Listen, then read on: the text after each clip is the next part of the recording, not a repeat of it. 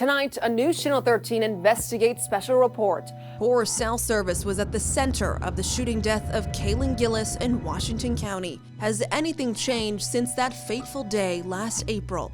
I'll take a closer look. Plus, an in-depth look at the events leading up to the trial of Kevin Monahan, the man accused of firing that fatal shot. And looking back at the life cut short, how family and friends are honoring Kaylin's memory. More than 5 years have passed since the deadly limo crash in Schoharie. Sabrina Dami sits down with the families of those killed for exclusive interviews as they share beautiful details about their loved ones. And is the shopping app Teemu too good to be true? 13 Investigates puts it to the test.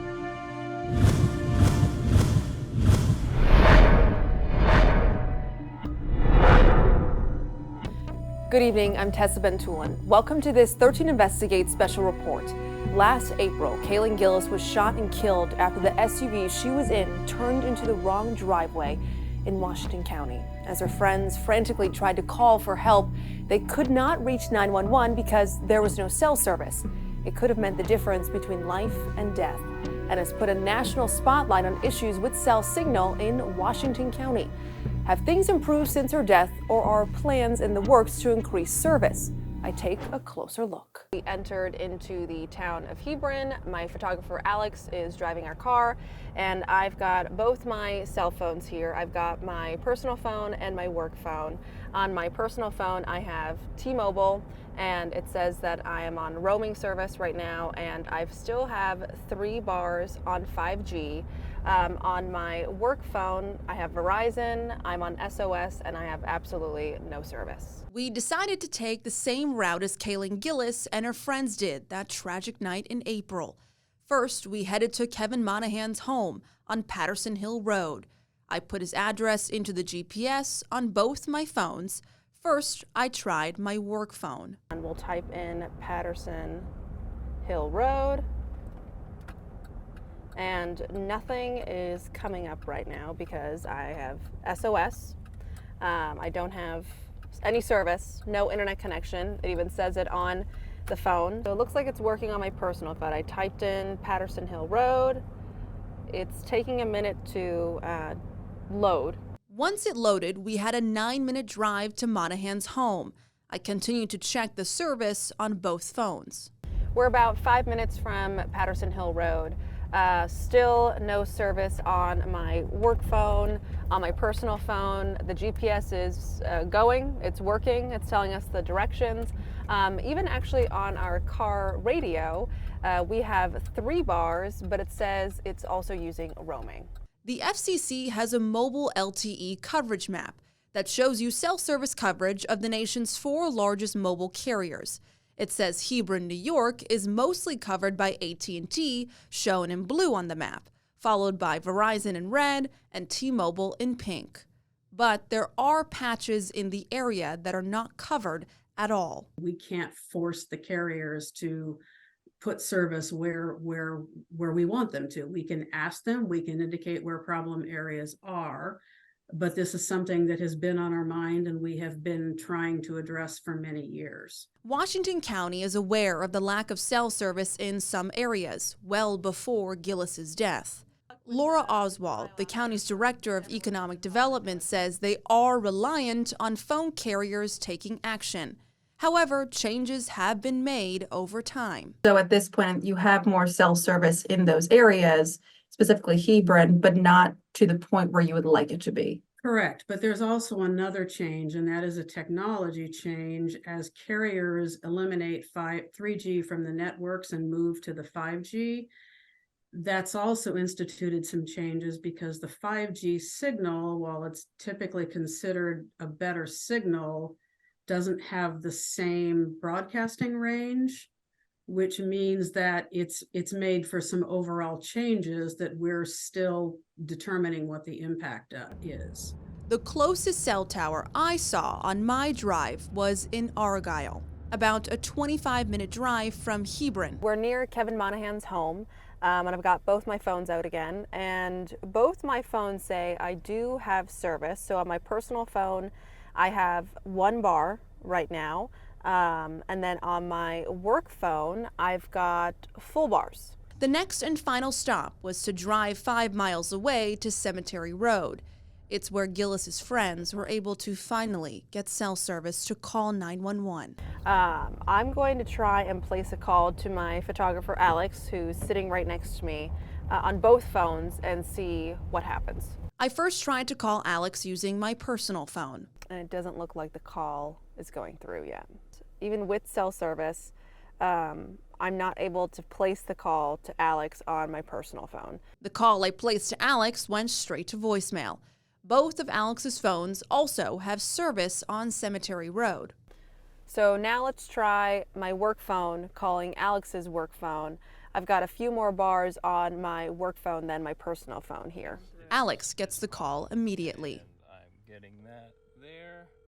The lack of cell service is just one of the many layers to this story. Mark Mulholland takes a look at the events of that night and what led up to Kevin Monahan's trial. NewsChannel 13 was first to learn of a deadly shooting in Hebron on the night of Saturday, April 15th.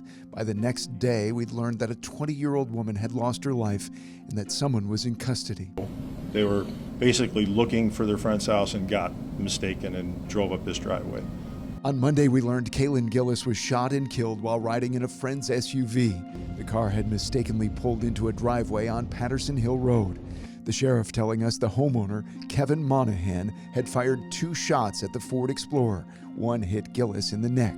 A lack of cell service in the area prevented Gillis's friends from calling 911 until they'd driven several miles away. By then, it was too late. Responding police spent at least 2 hours trying to coax Kevin Monahan out of his home as he called his attorney from inside his house. When he did come out, he was charged with second-degree murder. The tragic circumstances, an innocent young woman shot and killed while riding in a car, sparked the interest of network news. Gillis's boyfriend telling NBC News his world was taken from him. A couple of weeks later, Monahan's attorney argued his client should be granted bail, telling the judge that Monahan was 65 years old and has no prior convictions. The request was denied by 2 different judges.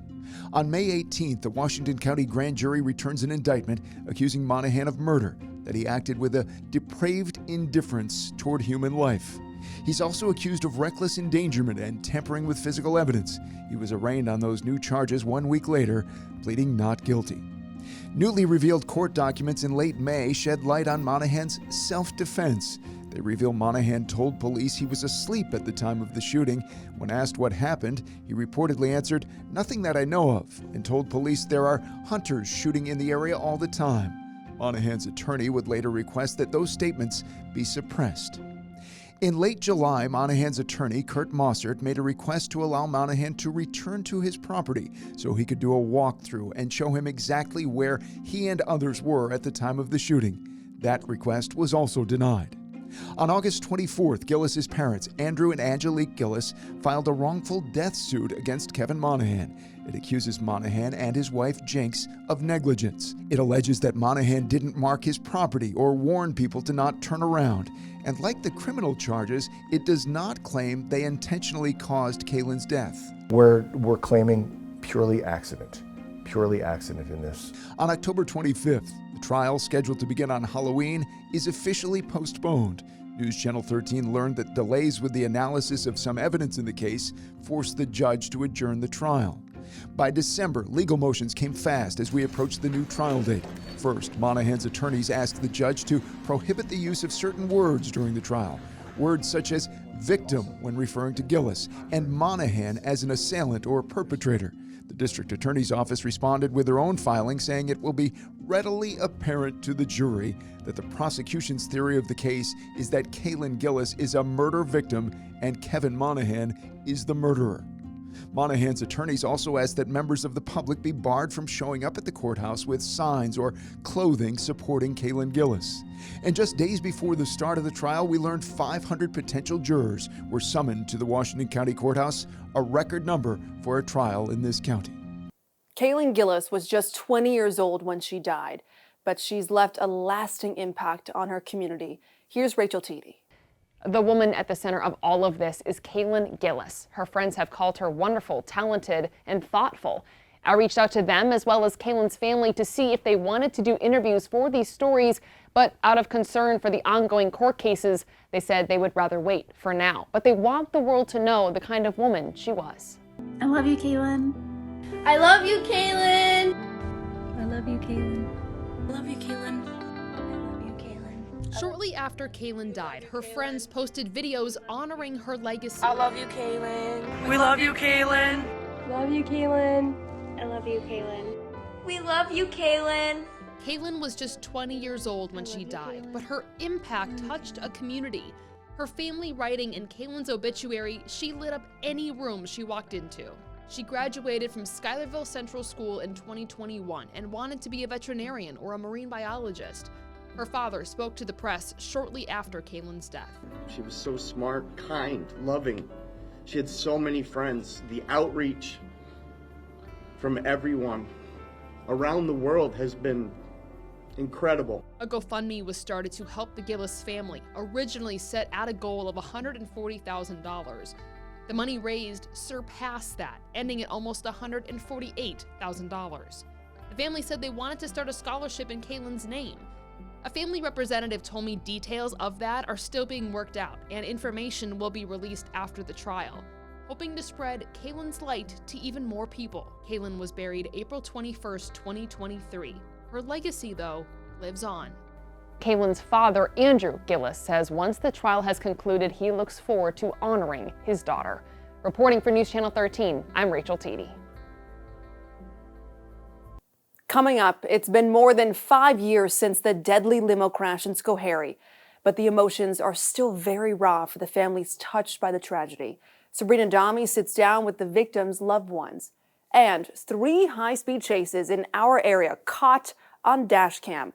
Why they cost a local officer his job. It's been more than 5 years since the deadly limo crash in Schoharie. It claimed 20 lives and touched countless more. Sabrina Dami sat down with the victims' loved ones for exclusive interviews. You would refer to Matthew as the gentle giant. It almost seemed like his personality didn't necessarily fit his physique, right? And Right. they were like opposites. Exactly. He was such a kind soul. Matthew Coons had a hug like no other. And the way he said, Mom, it's just so personal and so touching and warm, and I love it, and I miss that so much. People say if I could talk to my child one more time, if I could hug Matthew and see his smile one more time. And he always had a couple really good friends, and he had those friends until the day he was gone. And they still, I know, talk about him to this day, right? Think They fondly do. of him, yeah. They call and they check on me, and they are great, amazing friends. When he was in the Army, of course, they really were into the physical fitness, and he really started taking that serious. And then he left the Army, and that's, I think, when he started with Axel and Richie, when they started getting into the gym together a lot. Yeah. And Matthew... I think they met at the gym, is where they met, I believe. Axel was sweet. He was just a little doll, always smiling. He could make anybody smile. If he thought you were sad, he could have you smiling within 5 minutes. Richie would have you busting a gut within a couple of minutes. Richie was my wise ass. He always had, no matter what it was, he always had something smart to say. The Steenberg brothers were best friends, constantly pulling pranks on Mom Janet. Richie used to like to pick me up, move me around the house. Like physically pick you Oh up. yeah, I'd be doing dishes, he'd pick me up, put me out front, lock the door. Obviously, they loved you. Oh yeah, they did. They liked calling me old and embarrassing me in front of their friends. And one last prank. Janet picked up a pack of cigarettes son Richie bought for her the day before the crash.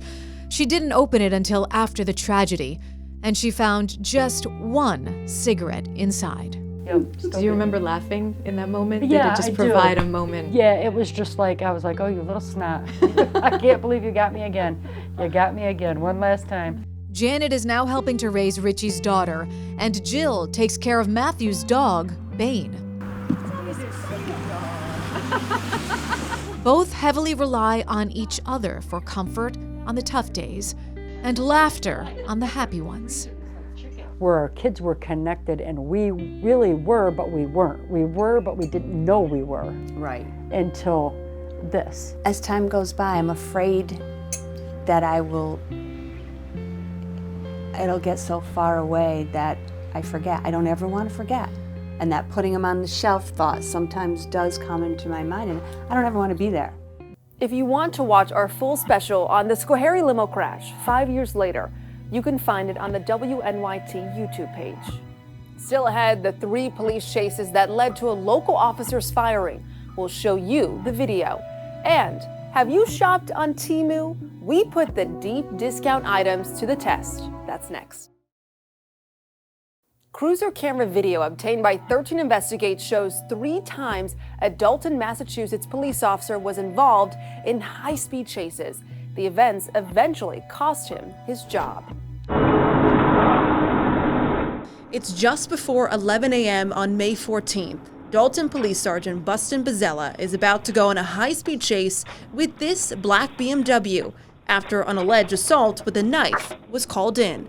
The BMW takes off, flying past other cars on the road. Sergeant Bizzella steps on it. This disciplinary action report says the high-speed chase goes on for 16 minutes. Bizzella and the driver of the black BMW go from Hinsdale to Peru into Worthington and back.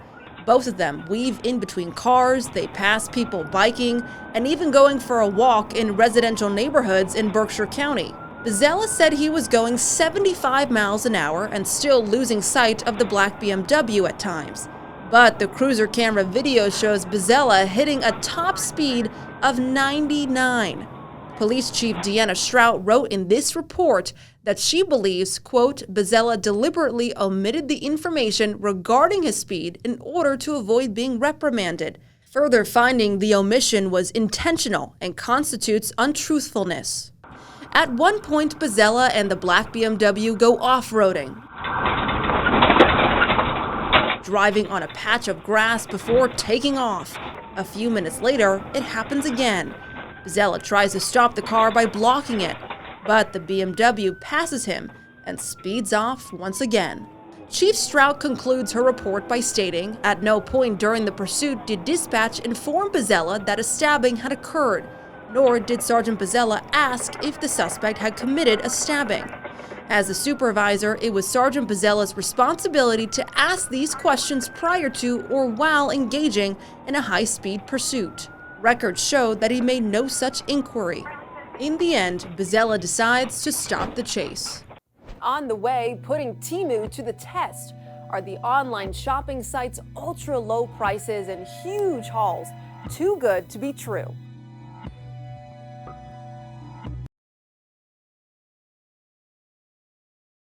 Many shoppers looking to get the best deal on a product are buying from Teemu. It's a Chinese-based website that offers popular items at bargain prices. Whatever you need or want, you can probably find it on Teemu. The question we wanted to get answered, are the products good value or are they junk? My boss challenged me to buy Teemu items for $100. We actually spent $105 with the tax, but we got 6 items. These are the 6 items. We got a heated vest, we got the knockoff Dyson hair dryer, a knockoff version of some Apple AirPods and the Apple Watch. We also got a very cheap version of a Stanley Cup and the very popular Yeezy Crocs. So the Yeezy Crocs usually run for about $200, $300. We bought these off of Teemu for $9.97. We actually had our boss try them on. These are a men's size 8. He said these are pretty comfortable. Knockoff Dyson hair dryer. This was $28.88 compared to the real one, which is usually about $420, $430. You have the hollow inside from the Dyson hair dryer, which is pretty normal compared to this knockoff one, but pretty cheap. But the power is very different in the both of them. Just for reference, I'm actually going to take this flower pot and you can see the wind blowing on these flowers and see the difference between the power from the two of them. This is the fake one that we bought on Teemu for $28.88. This is full power. And now let's try the Dyson hairdryer. You can see the difference in the two of them. We're outside now. I've got both the Apple Watches on. We're gonna go for a walk and see how it tests out. You can see from the technology on both of them, they're very different. The style is the same though. The fake one from Teemu, this pink one, is a little bit bigger than the actual Apple Watch. With both of the watches, you can play music on it, you can work out with it, you can see the time. On the real one, you can call people and text people. You don't have those features on the one from Teemu, but again, $8.99. We also bought the Stanley tumbler. This is the fake one, this is the real one. The main difference between the two is that the logo on the Stanley Cup, you can visibly see it. There's no logo on the fake one from Teemu, and the straws are different, but same size, same look, same style. I filled up both of the Stanley tumblers with water and with ice to see which one would last longer. So this is the one we bought off of Teemu, and then we've also got the real Stanley Cup, the green one here, and you can see that in the real Stanley Cup, the green one, the ice lasted much longer than the one that we bought on Teemu, the purple cup. Stanley Cup, the real thing, usually 50 bucks. The one we got on Teemu, the knockoff, $14.49. Imagine getting some AirPods for $3.99. Well, you can on Teemu. This is the real one. These are the real AirPods. They usually go for about $100, a little more, a little less, wherever you buy them. We're gonna try and connect these to one of our phones. You gotta put them in your ear, and it's telling me power is on. The device is called Pro. Okay, it says it's connected. So I'm going to our NewsChannel 13 YouTube channel, and I'm gonna press one of our 13 nows from this morning. And I can actually hear it in the headphones. So for $3.99, you can get some pretty good earbuds from Teemu. A heated vest usually easily goes for over $100 online. We got this one off of Teemu for $32.77. So let's try it on. I charged it. I don't think it's working. That's not good. Now that we've tried it twice and we've also read the instructions, it looks like you need a separate battery pack that you have to buy separately to keep it charging and heated while you're wearing it. Overall, all the 6 products we bought worked. You may need to buy separate accessories for it to work properly, but you're getting what you paid for. It's a cheaper version of the real thing. The bargains come at a cost. Hundreds of people have complained about numerous problems with Teemu and security risk. To see that part of the story, head to our website, WNYT.com, and scroll down to the 13 Investigates section. Thanks for watching this 13 Investigates special report. If you have a story you want us to look into, email us at 13investigates@WNYT.com. For News Channel 13, I'm Tessa Bentulan.